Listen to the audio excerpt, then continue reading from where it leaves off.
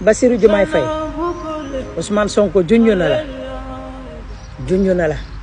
xamal ne la man de si sama biir xol li ma waxtaanoon ak yow bi ma nekkee ci kaso bi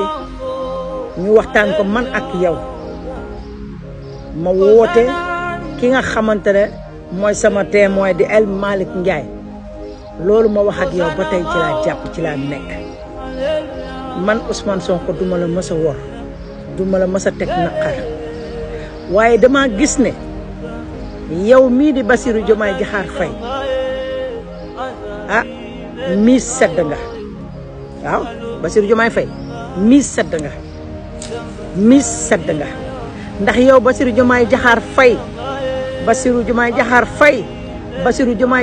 Faye dama ne miis sedd nga xam nga lu tax ndax yow Bassirou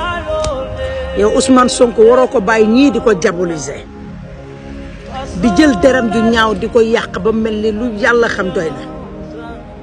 fu kaddu ñaawee rek ñu jël ko teg ko ci deru Ousmane Sonko yow nga nekk président te xam ne yow bannière bi nga am nii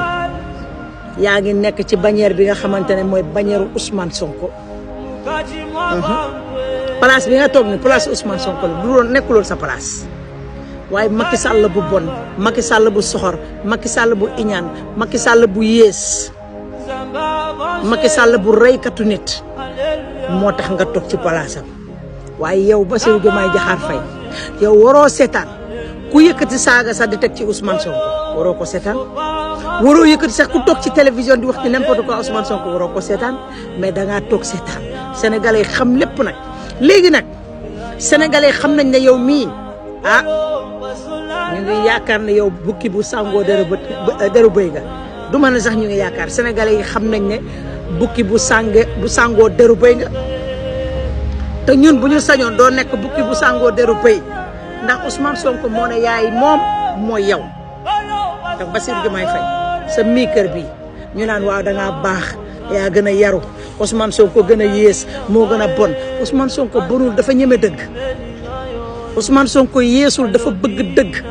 dafa xam ne ku lu xaq war a kaani mu ren lépp dëgg rek kese ànd ci kaw dëgg yow nag Bassirou Diomaye Faye nga war a jël ñi nga xamante ne ñu ngi toroxal ki la fi teg ginnaaw yàlla yonent bi nga bàyyi ko ñu koy toroxal te def lu leen neex yow boo demee ba Bassirou Diomaye Faye nga jël lu bokk ci Macky Sall di leen fal ñu liggéey nga xamante ne Bassirou Diomaye Faye li Sénégalais yi doon laam-laamee lépp dëgg la yow lépp lu bokkoon ci Macky Sall waroo koo ko jël mu falu